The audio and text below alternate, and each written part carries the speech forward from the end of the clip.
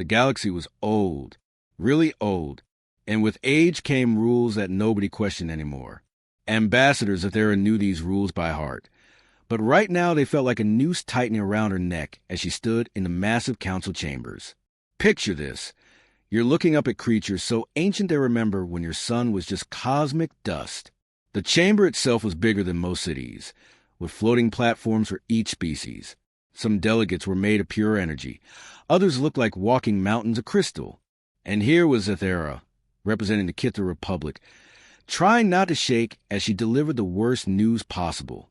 3 of our star systems are gone, she began, her voice echoing off the chamber walls. The translator made her words sound steady, but inside she was screaming. 17 billion people. Men, women, children. All dead. The void swarm ate them.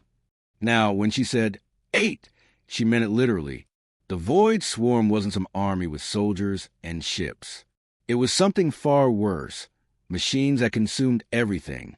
Planets, stars, even the empty space between atoms.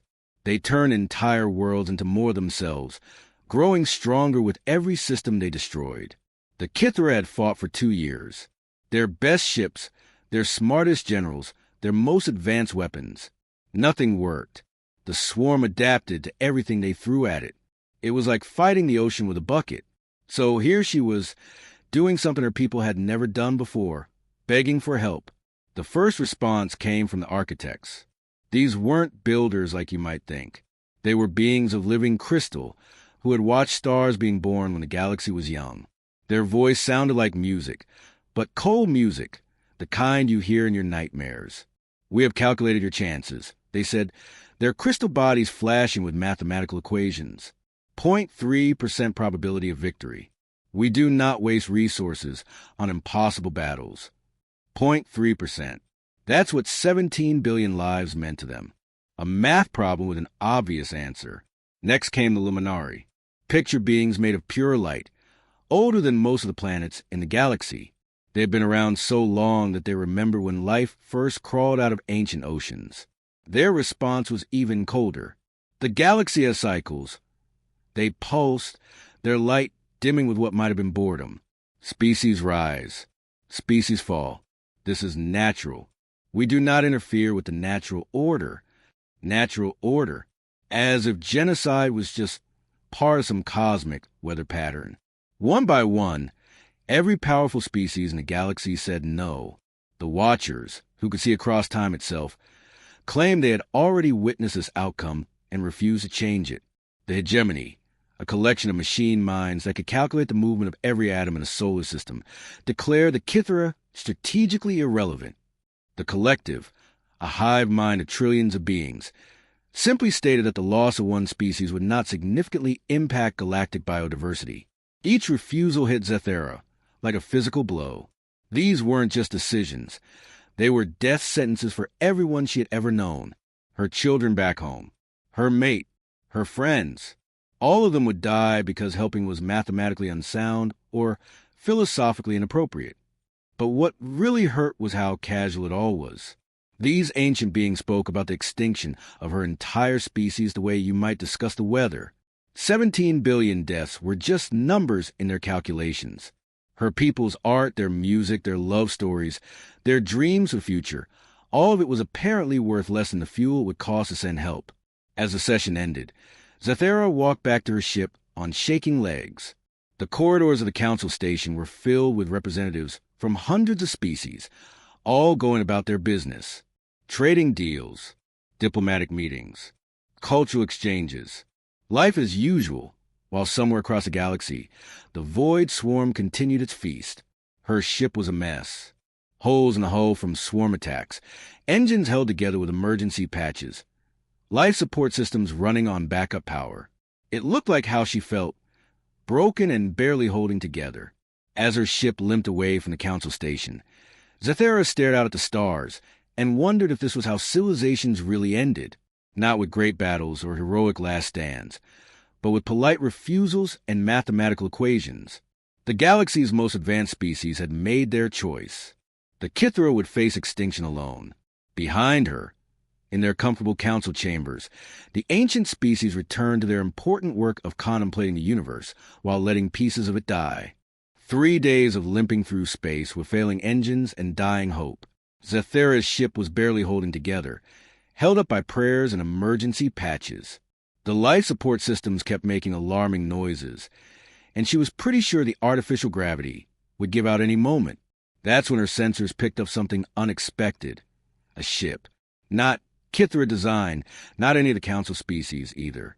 The computer took a moment to identify it, and when it did, Zathera almost couldn't believe it. Human. Now, if you don't know much about humans in galactic terms, picture this. They're the new kids on the block. Like, really new. Most species measure their spacefaring history in tens of thousands of years. Humans? They'd barely been off their home planet for 2 centuries. In galactic terms, that's like yesterday. Their ship looked at 2, where other species had sleek vessels powered by antimatter or exotic energies. This human ship looked like someone had welded metal plates together and strapped rockets to it. Crude fusion drives that leaked radiation. Armor that looked more like construction material than military protection. The whole thing had this built-in-someone's garage vibe that would have made the ancient species laugh. Most of the galaxy saw humans as amusing primitives. They still used kinetic weapons, actual bullets, when everyone else had moved on to energy-based systems millennia ago. Their computers were so basic, they couldn't even interface properly with standard galactic networks. And their military tactics? Well, let's just say they had a reputation for being more enthusiastic than smart. But right now, as Athera's ship drifted powerless in the void, even a primitive human vessel looked like salvation. The communication request came through, and suddenly she was looking at a human face on her view screen. Captain James Mitchell, according to the identification protocols. He had the kind of weathered face you get from too many years in space. Line around the eyes, a scar running down his left cheek, graying hair that had seen better days. He looked tired, but his eyes were sharp and alert. "Ambassador," he said, his voice carrying that strange human accent. "You look like you've been through hell. What can we do to help?" For a moment, Zathera couldn't speak. Help? This was so far outside anything she had expected. Here was a representative of the galaxy's youngest, weakest species, offering assistance like it was the most natural thing in the world. She almost laughed, and it would have been bitter laughter. Help from humans? These were the people who still painted numbers on their ships because their computers weren't advanced enough for proper identification systems. They were barely more advanced than the primitive species the Council occasionally studied for academic interest. But desperation makes you do strange things. Maybe it was because she had nothing left to lose, or maybe it was because those human eyes seemed genuinely concerned. Either way, she found herself talking. She told him everything. The void swarm consuming her worlds like a plague of metal locusts. The 17 billion dead, including her own sister and her children. The 2-year war that had cost them everything and gained them nothing. The humiliating journey to the Galactic Council, hat in hand, begging for help from species so advanced they could reshape matter with their thoughts. She told him about the cold calculations, the mathematical certainties, the ancient wisdom that declared her people not worth saving. How beings old enough to remember the formation of solar systems had dismissed the extinction of her entire species as statistically irrelevant. Captain Mitchell listened without saying a word. He didn't interrupt, didn't ask for clarification, didn't look bored or impatient. He just listened, his scarred face growing more grim with each detail. When she finished, there was silence. Exactly 3 seconds of it. She counted, because time seemed to stretch in that moment. 3 seconds where the fate of her entire species hung in the balance, depending on what this primitive human would say next. "Right," Mitchell said finally, his voice matter-of-fact, like she had just asked him for directions. "We're going with you." Zathera blinked. "Captain, you don't understand. This isn't your fight. You have nothing to gain from this. The swarm will destroy your ships. Your people will die for strangers you've never met. There's no strategic value, no resources to claim, no territory to gain. It's suicide." But Mitchell was already turning away from the screen, barking orders to his crew. Navigation, plot a course for Kithra space. Maximum burn. Communications. Get me Admiral Torres on Priority Channel. Tell her we've got a situation. He turned back to Zethera, and she found herself studying his face, searching for something she was used to seeing in the eyes of leaders. The calculation, the angle, the hidden agenda, some reason why helping her people would benefit humans. She found nothing. Just a tired man who had heard someone ask for help and decided that was enough reason to risk everything. Your council will object, she whispered, thinking of the human government she'd heard about. Young, cautious, still try to find their place in galactic politics. Mitchell shrugged, a very human gesture that somehow conveyed volumes. They can object all they want. We're going anyway. What happened next made the entire galaxy stop and stare. Because humans, it turned out, didn't behave like any civilized species should. When Captain Mitchell sent that priority message to Admiral Torres, something incredible started happening back on Earth. Most species would have called emergency sessions. They'd form committees, run computer simulations, debate the political implications for months. The Kithera were dying, but hey, proper procedure takes time, right? Not humans. Within 6 hours of Mitchell's message reaching Earth, every single human warship in known space received the same order. Drop everything and head to Kithera territory. No debates. No committees. No calculations about acceptable losses or strategic value. Just go. The human military wasn't huge. Remember, they'd only been in space for 2 centuries. Their entire fleet could probably fit inside one of the architect's city ships. But what they lacked in numbers, they made up for in speed. Within 72 hours, every human military vessel was burning through space at maximum velocity toward a war that wasn't theirs. But here's where it gets really crazy. The military ships weren't alone. Picture this. You're monitoring galactic communications, and suddenly you're seeing hundreds of civilian ships powering up their engines. Cargo haulers that should be delivering supplies to mining colonies. Transport ships meant for moving families between planets. Even luxury cruise ships designed for wealthy tourists to see the galaxy in comfort. All of them heading towards certain death in Kithera space. Captain Lisa Wong was supposed to be delivering construction materials to a new human colony. Instead, she started ripping out cargo bays and installing missile launchers. Her crew worked for 36 hours straight, turning their peaceful freighter into something that barely qualified as a warship. They used mining charges as explosives and programmed the navigation computer to guide makeshift missiles. It shouldn't have worked, but somehow it did. Dr. Robert Hayes was even more insane. He was an archaeologist, for crying out loud. He studied dead civilizations, not live warfare. But when the call went out, he abandoned his dig site and loaded his research vessel with experimental weapons that probably violated half the galactic treaties on prohibited technology. His ship was designed to gently excavate ancient ruins, not fight space battles. The galaxy's observers couldn't believe what they were seeing.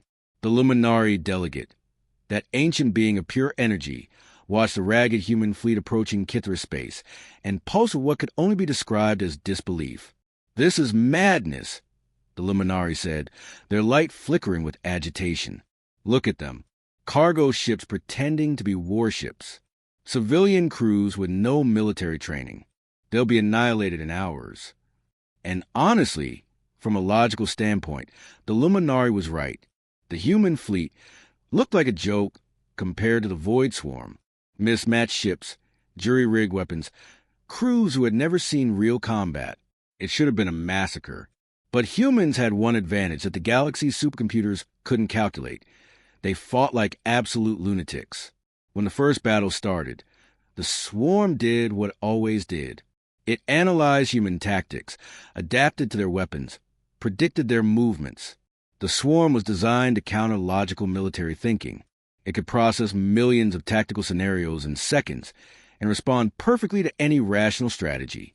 The problem was, humans weren't being rational. Lieutenant Amy Foster saw a Kithera colony ship surrounded by swarm constructs.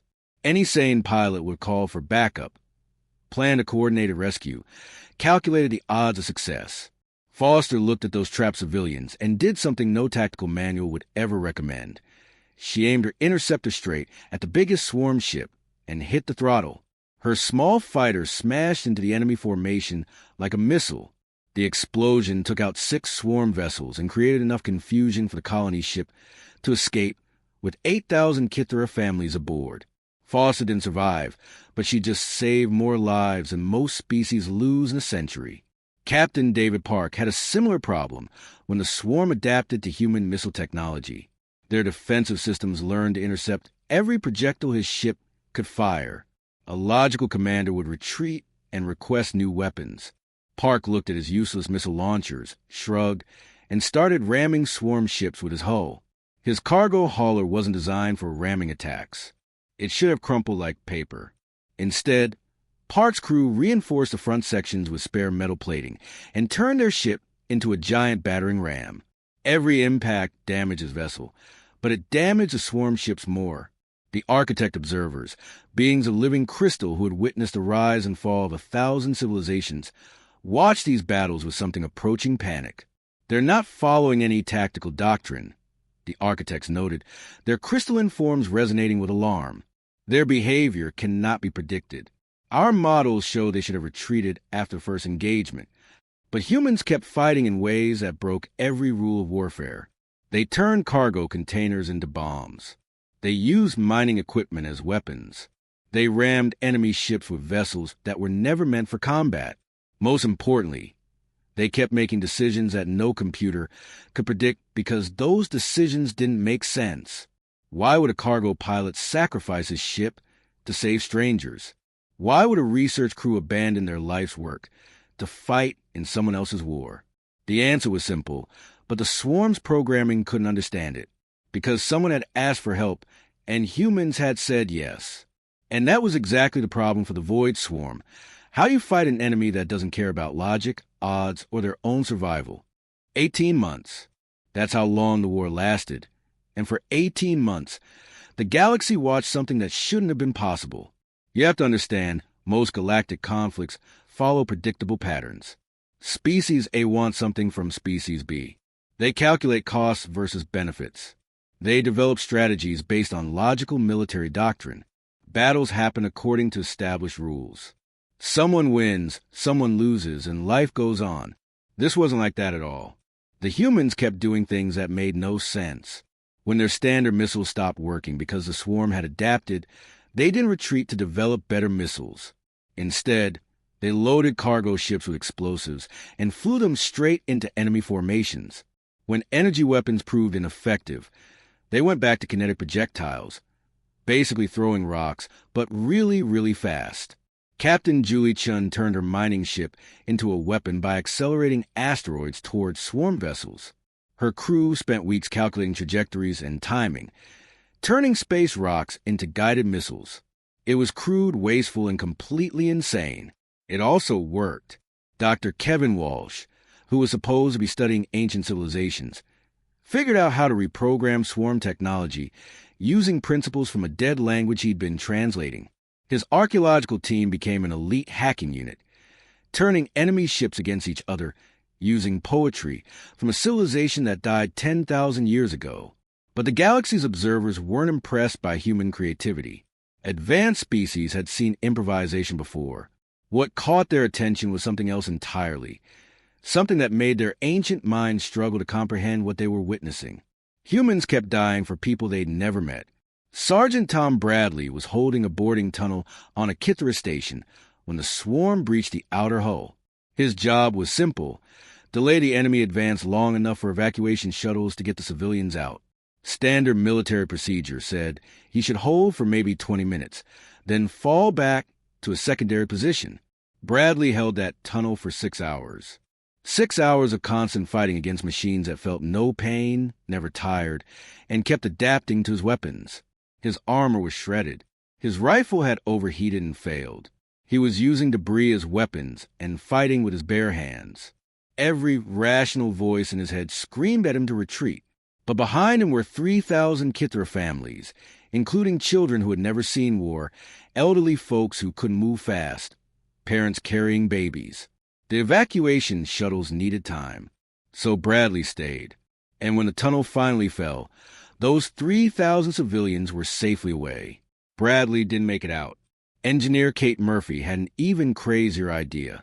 She was working on a damaged solar collection array. You know, those massive structures that gather energy from stars. The array was broken, useless for power collection.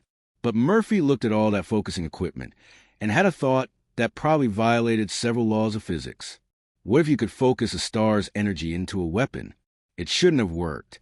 Solar arrays are designed to collect energy slowly and safely. Trying to weaponize one should have resulted in a spectacular explosion that killed everyone involved. Murphy spent 3 weeks doing calculations that made quantum physicists weep, then built a weapon that turned sunlight into a death ray. The first test destroyed 6 swarm vessels instantly. The second test nearly tore a hole in space-time. Murphy's weapon became known as the Star Killer, and she had to promise several galactic treaties that she'd never build another one. But here's what really broke the galaxy's understanding of warfare. None of these humans were fighting for anything they could gain. When species go to war, there's always a reason. Territory, resources, strategic positions, power. Something tangible they can point to and say, this is why we're fighting. The galaxy had fought wars over mining rights, trade routes, colonial claims, and political influence. Humans weren't getting any of that. Earth wasn't claiming Kithra territory. They weren't asking for mining rights or trade agreements. They weren't positioning themselves for political advantage. They were spending their resources, sacrificing their people, and risking their future for absolutely no measurable gain. They died because Kithra children needed time to reach evacuation pods. They died because someone had to stay behind and detonate the reactor to prevent swarm ships from following refugees. They died because, somehow, in human thinking, the life of an alien they'd never spoken to mattered as much as their own. Lieutenant Brandon Cole held the rear guard during the evacuation of New Kithra. His squad was supposed to delay the swarm advance for 30 minutes. The evacuation took 3 hours. Cole and his people held that line for the entire time, knowing they wouldn't survive, because somewhere behind them were families running for their lives. When the position finally fell, 40,000 Kithra civilians were safe. Cole's entire squad was gone.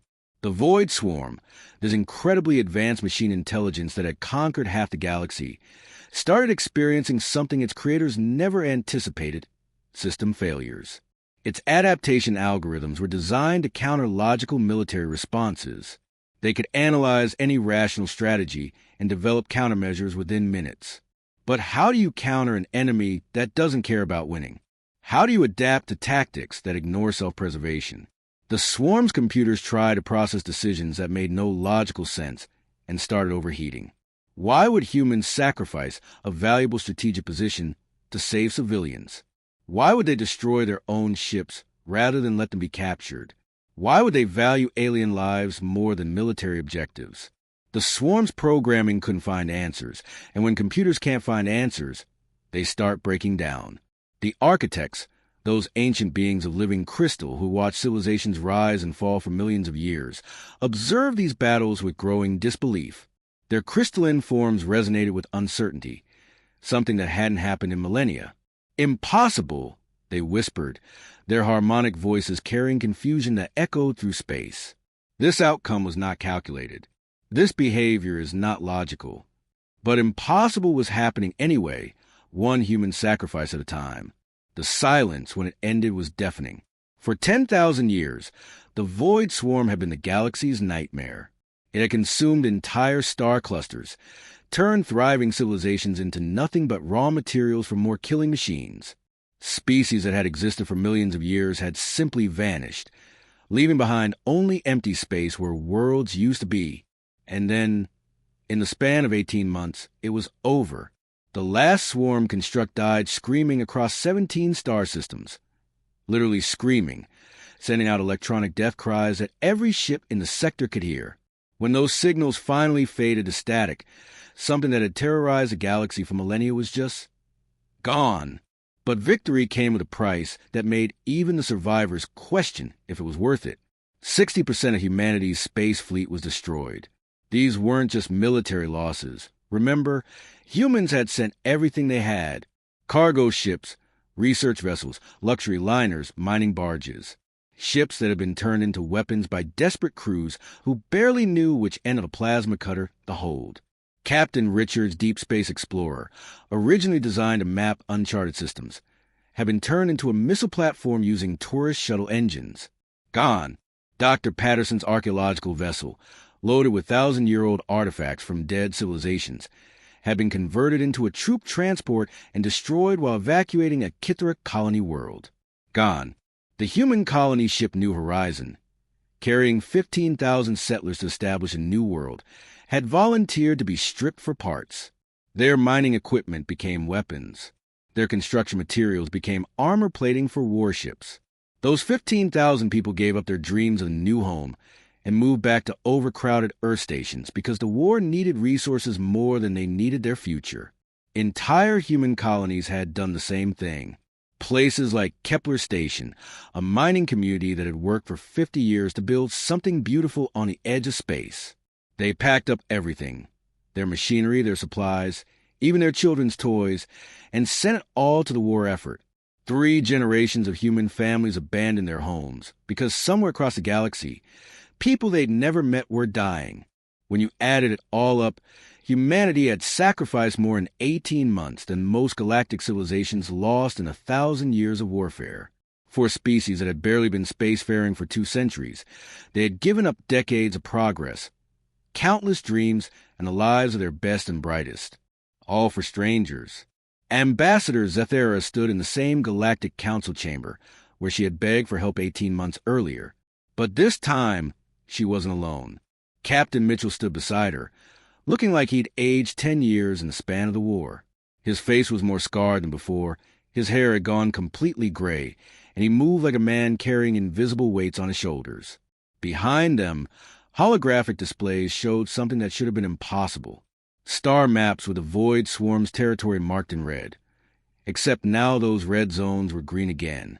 Systems that had been dead for millennia were showing signs of life. Planets were rebuilding. The galaxy's greatest nightmare was finally over. The same delegates who had refused to help sat in their floating platforms, staring at the displays with what could only be described as shock. The Luminari, that ancient being of pure energy, flickered with confusion that made its light pulse erratically. "How?" the Luminari asked, its voice carrying genuine bewilderment. "Our calculations showed total defeat within weeks. The probability of success was mathematically impossible." Zadera looked at Captain Mitchell, this tired human who had lost so much to save her people, then turned back to address the assembled elder species. Her voice was steady, but there was something new in it, something that hadn't been there 18 months ago when she stood here begging. "They said yes," she said simply. "When we asked for help, when everyone else calculated the odds and found them unacceptable, humans said yes. No calculations, no committees, no debates about strategic value or acceptable losses. Just yes. The architects, those beings of living crystal who had witnessed the birth and death of stars, resonated with a sound that might have been shame. Their harmonic voices carried notes that hadn't been heard in their civilization for millions of years. But the mathematical certainty of failure, they protested. Their crystal forms dimming with something like embarrassment. The cost-benefit analysis, the strategic implications. Our models showed. "Math doesn't account for everything," Captain Mitchell interrupted quietly. His voice was hoarse from years of shouting orders across battlefields, but it carried clearly through the vast chamber. "Sometimes you help because it's right, not because it's logical or profitable or safe, just because someone asked." He looked around at the assembled delegates, being so ancient and powerful they could reshape matter with their thoughts. Species so advanced they had transcended physical form entirely, civilizations that had mastered technologies humans couldn't even pronounce. "You spent so much time calculating whether you should help," Mitchell continued, "that you forgot the most important calculation of all. What kind of people you'd be if you didn't." The council chambers fell silent. These same halls had hosted debates for millions of years.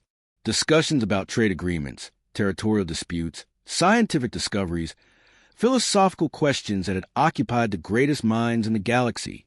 But for the first time in galactic history, the elder species had no response.